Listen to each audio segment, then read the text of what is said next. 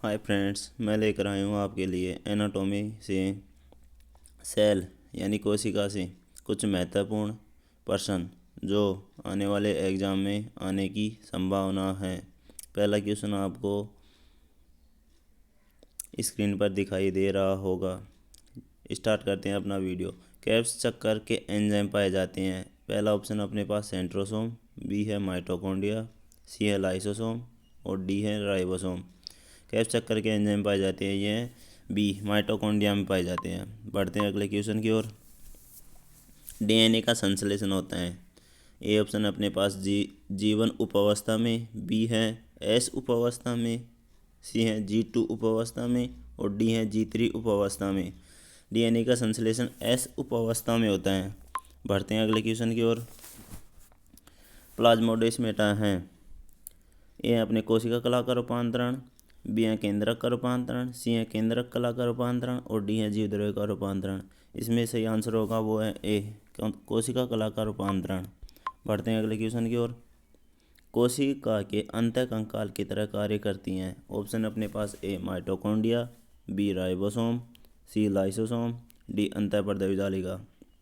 इसका सही आंसर होगा वो है डी, अंतःपर्दवी जालिका। बढ़ते हैं अगले क्वेश्चन की ओर। डीएनए पाए जाते हैं। ए है माइटोकॉन्ड्रिया, बी है राइबोसोम, सी है लाइसोसोम, डी है अंतःपर्दवी जालिका। सही आंसर होगा वो है ए, माइटोकॉन्ड्रिया में डीएनए पाया जाता है। बढ़ते हैं अगले क्वेश्चन की ओर।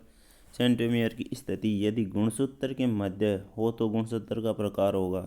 ए है टीलोसेंट्रिक, बी है एक्रोसेंट्रिक, सी है सब मेटासेंट्रिक, डी है मेटासेंट्रिक।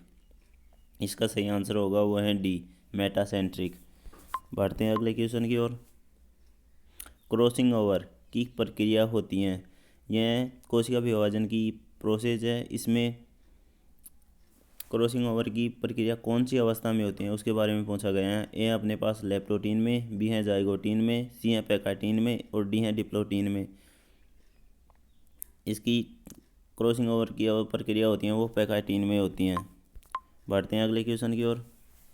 गुणसूत्र इक्वेटोरियल प्लेट पर एकत्रित हो जाते हैं। ये अवस्था पूछी गई है, कौन सी अवस्था में गुणसूत्र इक्वेटोरियल प्लेट पर एकत्रित हो जाते हैं। ए अपने पास प्रोफेज अवस्था में, बी है मेटाफेज अवस्था में, सी है एनाफेज अवस्था में और डी है टीलोफेज अवस्था में। ये हो जाते हैं मेटाफेज अवस्था में। तो फ्रेंड्स, ये अपने कुछ महत्वपूर्ण क्वेश्चन थे आज के। Thank you.